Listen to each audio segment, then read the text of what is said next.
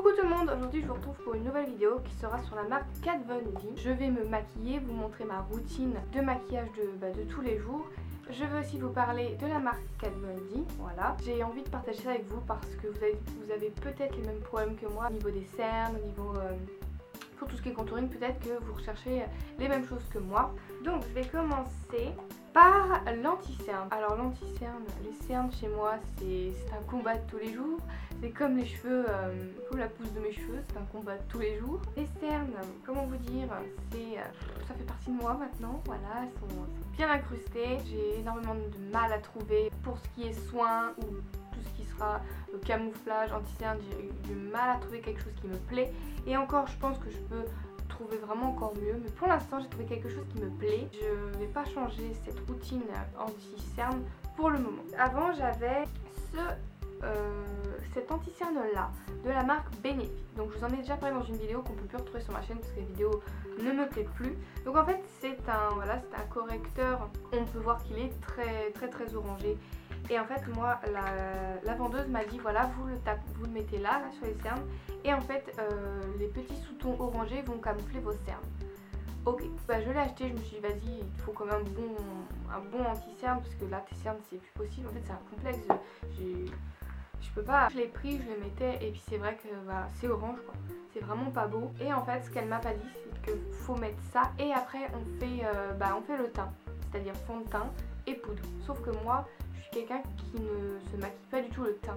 Moi à part la poudre, voilà tout ce qui est contouring pour creuser un peu mes joues, pour donner un peu de structure à mon visage, je mets de la poudre et sinon du fond de teint je n'en mets jamais. Avec ça en fait on voyait une grosse démarcation et moi j'aurais cherché un anti-cerne qu'on puisse mettre sans forcément faire le teint avec. Et j'ai trouvé, là dernièrement ça doit faire 2 semaines que j'ai trouvé un nouveau anti-cerne de chez Kat Von D et je l'aime vraiment trop. Donc de temps en temps je mets ça et après je mets celui-là parce que ça va atténuer tout ce qui est violet, bleu, mais finalement en fait des fois je le mets pas. Juste mettre ça en fait il se suffit à lui-même, juste je mets ça et mon mascara et hop je suis maquillée. J'ai pas besoin de faire forcément mon teint, le fond de teint pour que tout soit bien, que tout aille bien ensemble.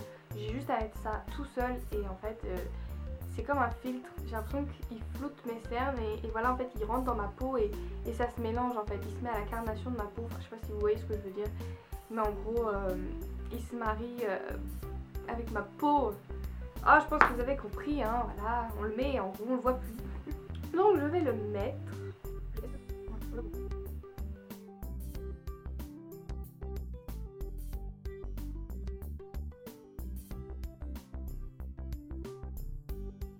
Autre petite chose que j'aime avec cet anti-cerne, c'est que je n'ai pas forcément besoin de le poudrer. Mais bon, vu que moi je ne fais pas de retouche dans la journée parce que j'ai la flemme et que je ne vais pas venir avec ma trousse de maquillage bosser.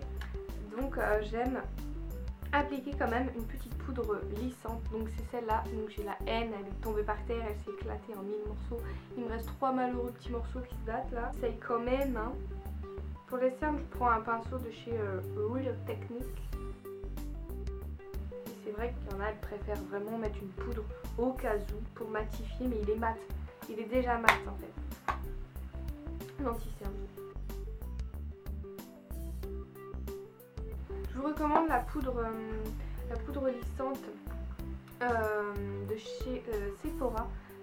Si vous n'avez pas envie de mettre un bras dans celle de Make Up Forever ou celle de MAC. Elle est vraiment bien. Et ça fait... Au début je disais que ça faisait paquet de farine, mais en fait finalement... c'est juste parce que j'ai appliqué le mauvais anti-cerne, du coup ça faisait paquet de farine, mais en fait là on le voit pas. Et elle est à 13 € il me semble. Autre chose à savoir également, c'est qu'il ne bouge pas de la journée. Il ne bouge pas en fait, une fois qu'il est appliqué. Et il ne se met pas, surtout ce que j'aime avec celui-là, c'est qu'il ne se met pas dans les petits plis sous l'œil là. Et ça moi j'adore. Ensuite on va passer à mon chouchou qui est l'eyeliner de chez Kat Von D. Depuis que je l'ai testé, je ne fais que le racheter. Il coûte 20 € mais il dure très longtemps et en plus c'est un beau noir. Vous allez me dire mais attends noir c'est noir. Mais non. Il y a des noirs, ils sont pas intenses, enfin ils sont vraiment tout fades, ils partent dans la journée là au fur et à mesure. Alors que celui-là ne bouge pas. Et il est connu, hein, c'est le Tattoo Liner. Je sais que chaque fois je le rachète. Donc là j'en ai deux, ils sont un petit peu finis tous les deux. À savoir sur ce liner, c'est qu'une fois appliqué, et ben en fait faut pas faire de retouche, c'est mort. Quand vous repassez une deuxième fois sur le trait que vous venez de faire, et ben il s'efface. Il s'efface et je ne sais pas pourquoi. Mais en gros, faut pas se louper et il ne bouge pas de la journée par contre. Et il part pas, je veux dire, tout. Il s'efface pas petit à petit, en fait il est toujours aussi intense.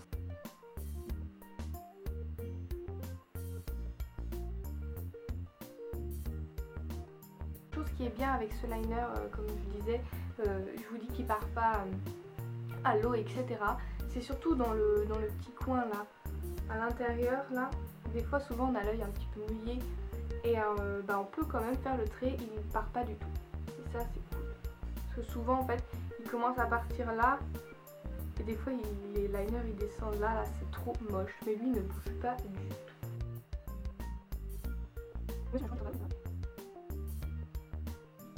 Autre chose à dire sur ce liner, c'est que la mine est très fine et très précise. Donc on peut vraiment faire des très belles choses avec. De toute façon on peut voir que Kat Von D a fait toujours des petites étoiles, des petits machins, des petits dessins autour de ces traits de liner. C'est très joli.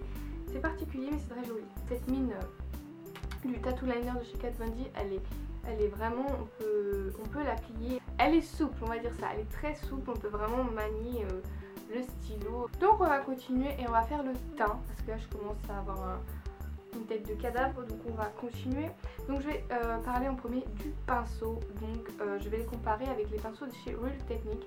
Moi il m'a coûté super cher, je me rappelle plus du prix, mais j'étais choquée. Je me suis pas dit c'est cher un pinceau, un seul pinceau. Je retrouve la même qualité en fait sur un pinceau de chez Kat Von D qui fait deux boulots en fait. Il creuse et il estompe. Et je me sers de ça pour estomper mon contouring. Et on va passer au contouring. Pour moi c'est la meilleure palette de contouring que j'ai pu tester jusqu'ici.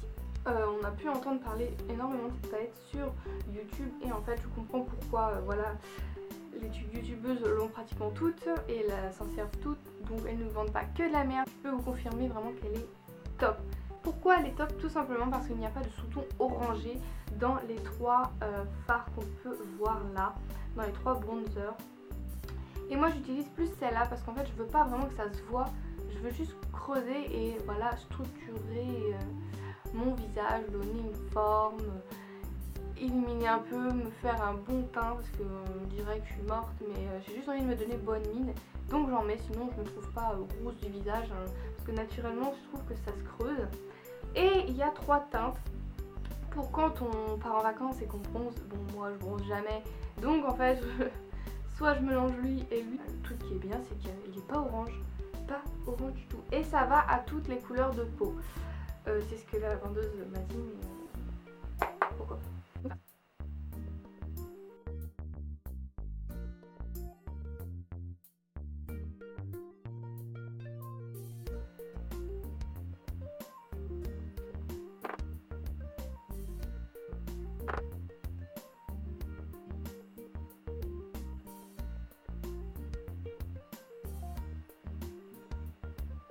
Mascara mis, maintenant on va passer aux lèvres. Lèvres à vous présenter de la marque Kat Von D. On a la teinte Noble et la teinte Lolita.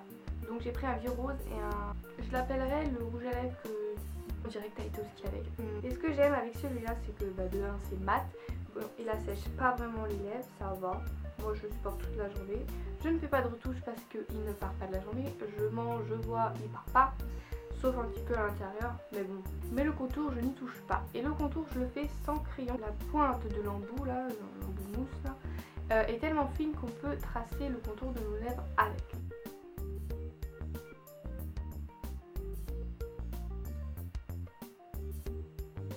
Il est vraiment très bien, facile à appliquer.